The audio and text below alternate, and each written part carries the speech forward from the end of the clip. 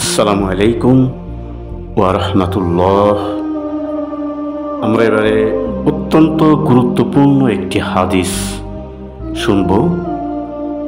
ছোট্ট একটি হাদিস, কিন্তু তার গুরুত্ব অপরিসীম। কঠিন হাসরের ময়দানে যে 7 শ্রেণীর মানুষকে রাব্বুল আলামিন তার আরশের ছায়াতলে স্থান প্রদান করবেন, সেই 7 শ্রেণী নিয়ে এই হাদিসটি উল্লেখ করা হয়েছে।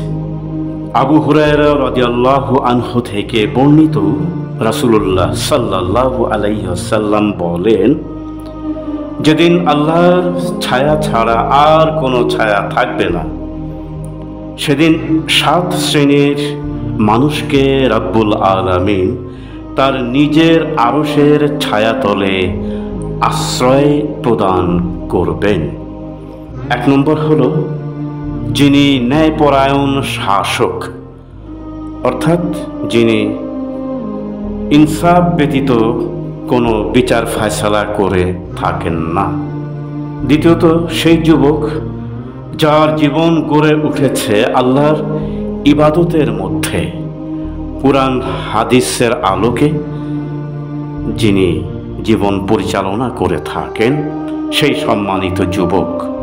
তৃতীয়ত সেই ব্যক্তি যে নির্জনে আল্লাহর জিকির করে থাকে, ফলে তার দুচোখ দিয়ে অশ্রুধারা বইতে থাকে।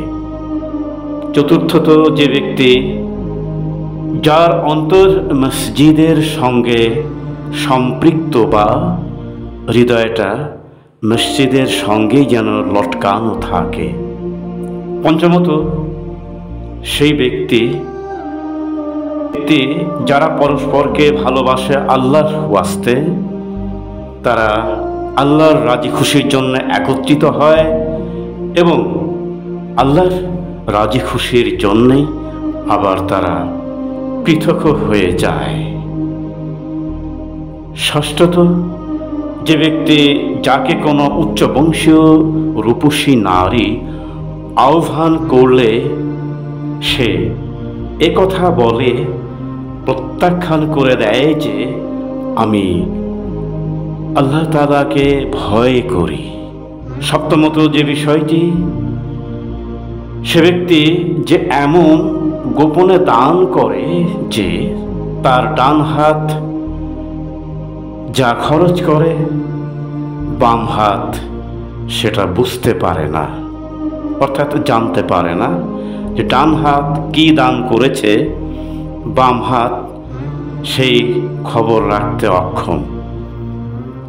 অর্থাৎ সে ব্যক্তি সবসময় গোপনে দান করেছে আল্লাহ এবং রাসূলের সন্তুষ্টির উদ্দেশ্যে।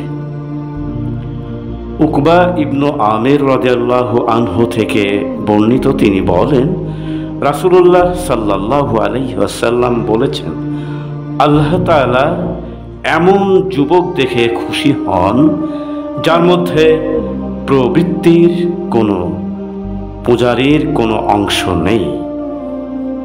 আলহামদুলিল্লাহ, চমৎকার হাদিসটি আমরা শ্রবণ করলাম এবং এই 7 শ্রেণীর ব্যক্তির মধ্যেই যেন আমরা থাকতে পারি, সেই প্রার্থনা আল্লাহ তাআলার কাছে, সেই নিবেদন জানাই।